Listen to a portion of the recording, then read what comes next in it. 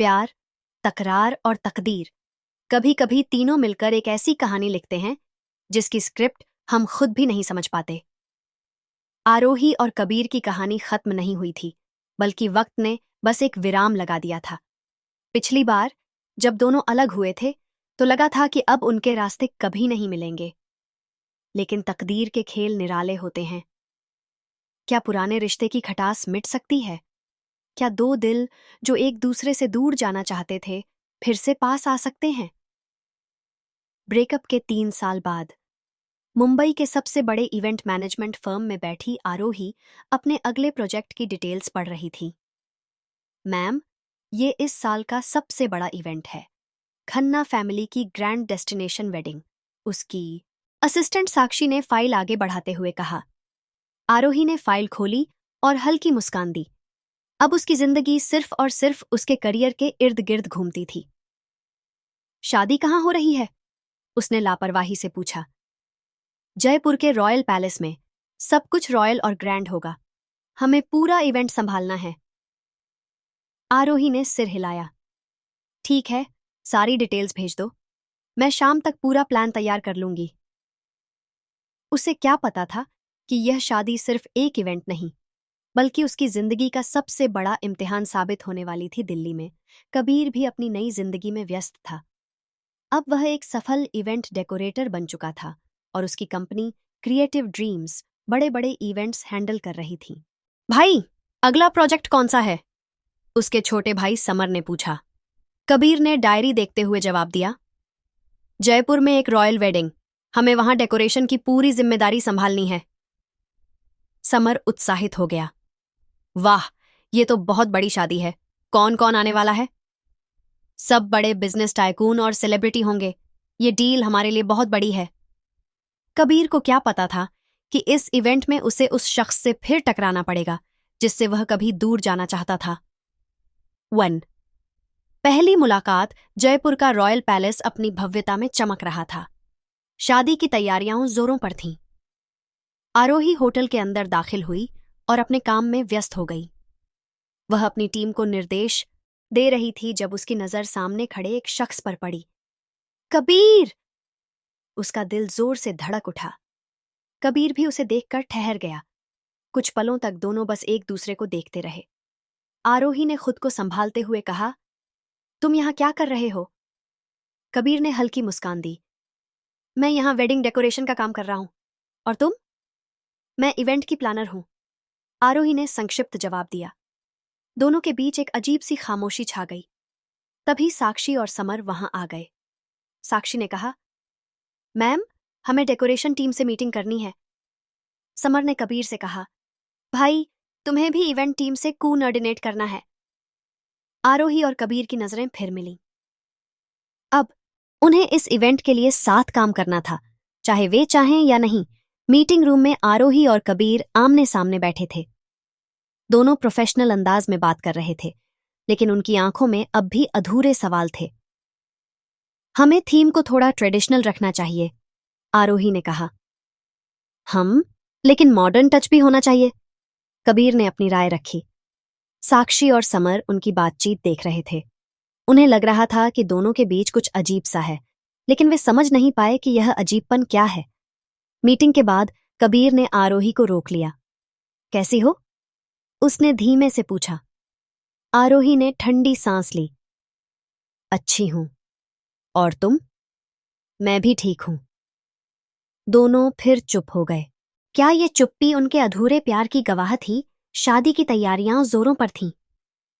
दिन रात event team और डेकोरेशन टीम मिलकर काम कर रही थी। कबीर, ये स्टेज डेकोरेशन थोड़ा ज्यादा ग्लिटरी लग रहा है। हमें इसे थोड़ा एलिगेंट बनाना चाहिए, आरोही ने कहा। कबीर ने भौहें चढ़ाते हुए जवाब दिया। ये एक रॉयल वेडिंग है, आरोही। यह ग्रैंड और ग्लैमरस लुक ही अच्छा लगेगा। पर हमें ओवरडोन भी नहीं करना चाहिए। क्लासिक और एलिगेंट थीम से ज्यादा बेहतर कुछ नहीं होगा। ओह, तो अब तुम मुझे सिखाओगी कि इवेंट डेकोरेशन कैसे किया जाता है? अगर जरूरत पड़ी तो हाँ, कबीर हल्का सा मुस्कुराया। 3 साल में तुम्हारा एटीट्यूड और बढ़ गया है, आरोही ने बिना पलक झपकाए जवाब दिया। और तुम्हारा ईगो भी। दोनों की बहस सुनकर साक्षी और समर ने एक दूसरे की तरफ देखा।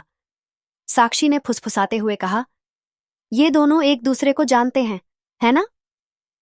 समर ने सिर हिलाया। हाँ, लेकिन कहानी क्या है, ये मुझे भी नहीं पता। शाम को जब सभी डिनर के लिए होटल के लॉन में इकट्ठा हुए, तब कबीर और आरोही की नजरें फिर मिली।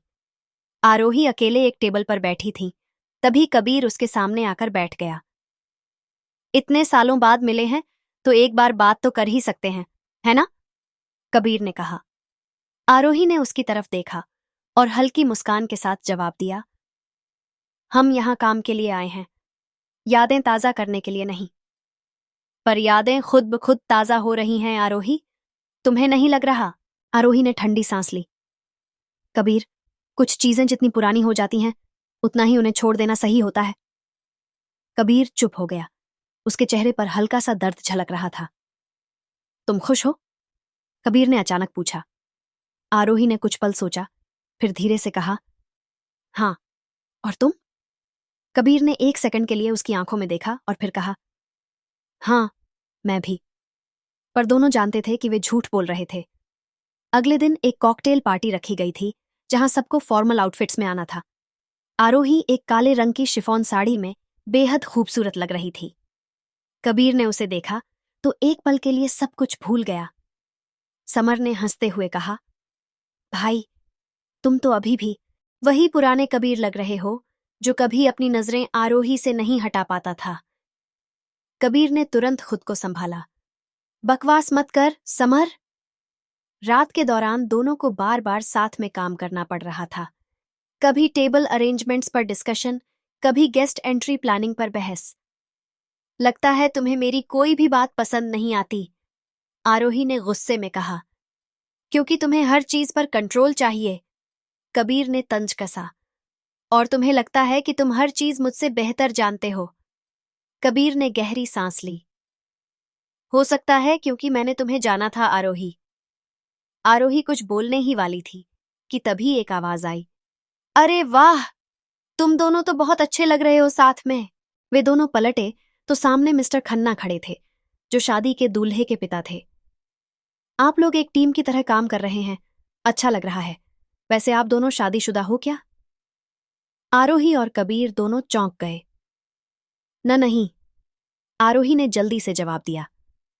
ओह अच्छा, मुझे लगा कि आप दोनों कपल हो, क्योंकि आप दोनों के बीच जो एनर्जी है वो आमतौर पर सिर्फ उन लोगों में होती है जो एक दूसरे को बहुत अच्छी तरह से जानते हैं।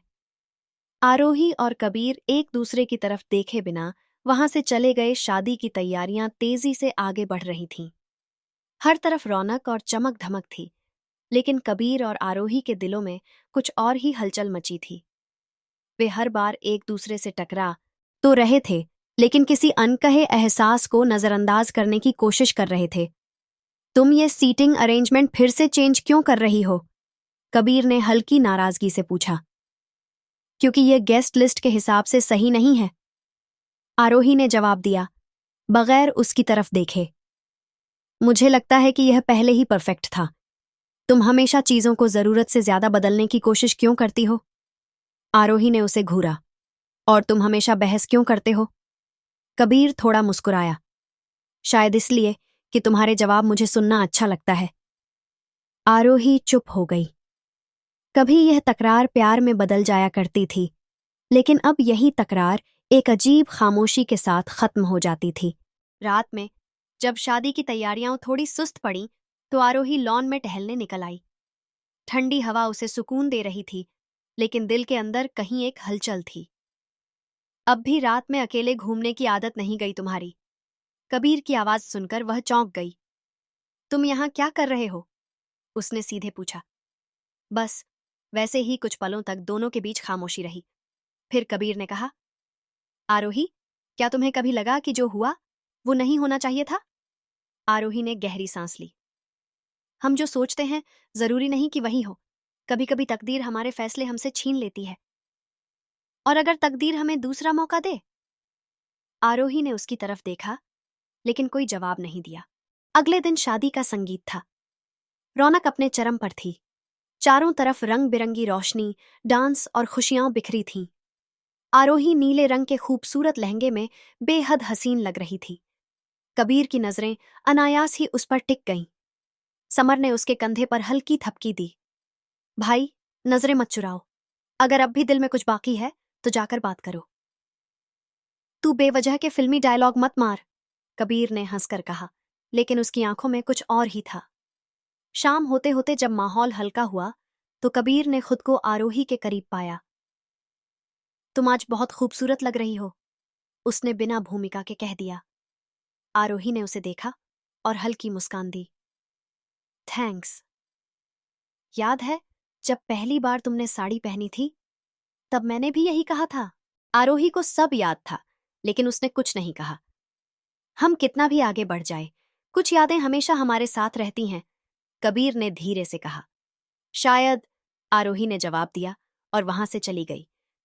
कबीर उसे जाते हुए देखता रहा, सोचता रहा, क्या इस बार भी कहानी अधूरी रह जाएगी? शादी का माहौल अपने पूरे शबाब पर था। हर तरफ रौनक, हंसी ठिठोली और संगीत की गूंज थी। लेकिन इन सब के बीच कबीर और आरोही के बीच खिंचाव भी बढ़ता जा रहा था। वे साथ काम कर रहे थे, एक दूसरे से टकरा रहे थे, लेकिन एक अनकहा एहसास अब भी उनके दिलों में हलचल मचा रहा था। संगीत नाइट खत्म होने के बाद सब लोग अपने अपने कमरों में जा चुके थे, लेकिन कबीर होटल के गार्डन में टहल रहा था। उसके दिमाग में बहुत कुछ चल रहा था।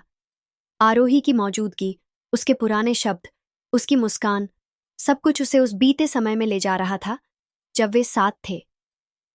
अब भी रात को अकेले घूमने की आदत नहीं गई तुम्हारी? पीछे से आई इस आवाज ने कबीर को चौंका दिया। उसने पलटकर देखा, आरोही खड़ी थी।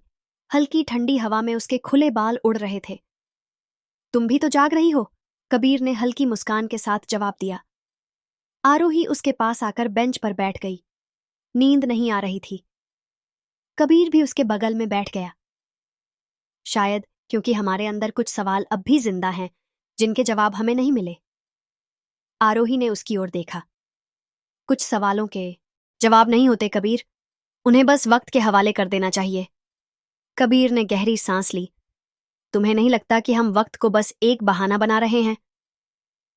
आरोही कुछ कहने ही वाली थी कि तभी हल्की बूंदाबांदी शुरू हो गई। बारिश, आरोही ने आकाश की ओर देखते हुए कहा।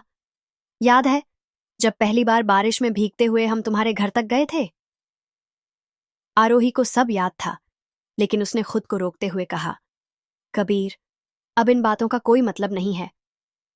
अगर अब भी इन बातों का मतलब नहीं होता तो तुम यहां मेरे साथ नहीं होती। कबीर ने उसकी आंखों में झांकते हुए कहा। आरोही ने एक पल को अपनी नजरें झुका लीं, फिर उठकर जाने लगी। Good night Kabir. Good night Aarohi. लेकिन दोनों जानते थे कि यह सिर्फ गुड नाइट नहीं था। उनके दिलों में फिर से कुछ जाग उठा था। अगले दिन शादी की हल्दी रस्म थी। सब लोग पीले रंग के कपड़ों में थे। हंसी ठिठोली का माहौल था। कबीर और आरोही दोनों ही काम में व्यस्त थे, लेकिन उनकी नजरें बार बार एक दूसरे को ढूंढ रही थीं। मैम, आपको भी हल्दी लगानी होगी, एक लड़की ने आरोही को छेड़ा। अरे नहीं, मैं सिर्फ कोऑर्डिनेट कर रही हूं, आरोही हंसते हुए बोली। नहीं नहीं, हल्दी से कोई नहीं बच सकता। यह कहकर दोस्तों ने आरोही के गालों पर हल्दी लगा दी। उधर कबीर को भी समर ने पकड़ लिया। भाई, तुझे हल्दी नहीं लगी तो शादी अधूरी मानी जाएगी, कबीर हंसते हुए बोला। अरे मैं तो शादी कर नहीं रहा। कोई बात नहीं, हल्दी तो लगानी ही पड़ेगी। और समर ने जबरदस्ती उसके चेहरे पर हल्दी लगा दी। इसी बीच आरोही और कबीर की नजरें मिलीं। दोनों एक दूसरे की हल्दी लगे चेहरों को देखकर हल्का सा मुस्कुरा दिए। तभी अचानक एक लड़की फिसल गई और हल्दी से भरी थाली सीधा आरोही और कबीर पर आ गिरी। पूरा हॉल ठहाकों से गूंज उठा। लो, अब तो आप दोनों को हल्दी लग गई, किसी ने मजाक किया। आरोही और कबीर एक दूसरे को देखकर चौंक गए। दोनों के कपड़े और चेहरे हल्दी से रंगे हुए थे। शायद ये भी कोई इशारा है, समर ने मुस्कुराकर कहा। कबीर हल्का सा हंसा और धीरे से बोला। शायद आरोही ने उसकी ओर देखा और बिना कुछ कहे वहां से चली गई। शाम को जब सब आराम कर रहे थे, आरोही बालकनी में खड़ी थी। हल्की हवा चल रही थी और वह सोच रही थी कि कबीर के साथ बिताए पलों का उस पर अब भी इतना असर क्यों हो रहा है। तभी दरवाजे पर हल्की दस्तक हुई। आरोही ने दरवाजा खोला। कबीर खड़ा था। क्या मैं अंदर आ सकता हूं? उसने हल्की आवाज में पूछा। आरोही ने कोई जवाब नहीं दिया, बस दरवाजा खोल दिया। कबीर अंदर आया और खिड़की के पास जाकर खड़ा हो गया। कुछ देर तक दोनों चुप रहे। फिर कबीर ने कहा, आरोही, हम कितने भी दूर भागें, सच यही है कि हम अब भी एक दूसरे को फील करते हैं। आरोही ने उसकी तरफ देखा। उसकी आंखों में एक दर्द था। हमारी जिंदगी अब अलग है कबीर, हमारे रास्ते अलग हो चुके हैं। पर क्या हमारे दिल अलग हो चुके हैं? आरोही कुछ नहीं कह पाई। अगर तुम्हें सच में लगता है कि हमारे बीच कुछ भी नहीं बचा, तो मैं अभी चला जाऊंगा। लेकिन अगर कहीं ना कहीं एक छोटा सा भी एहसास बाकी है, तो मुझे बताओ। आरोही ने गहरी सांस ली। कबीर, मैं तभी दरवाजे पर फिर दस्तक हुई। आरोही, जल्दी आओ, दूल्हे की एंट्री हो रही है। आरोही ने कबीर की ओर देखा, फिर जल्दी से बाहर चली गई। कबीर वहीं खड़ा रहा, सोचता रहा। क्या यह कहानी फिर से वहीं रुक जाएगी, जहां से शुरू हुई थी?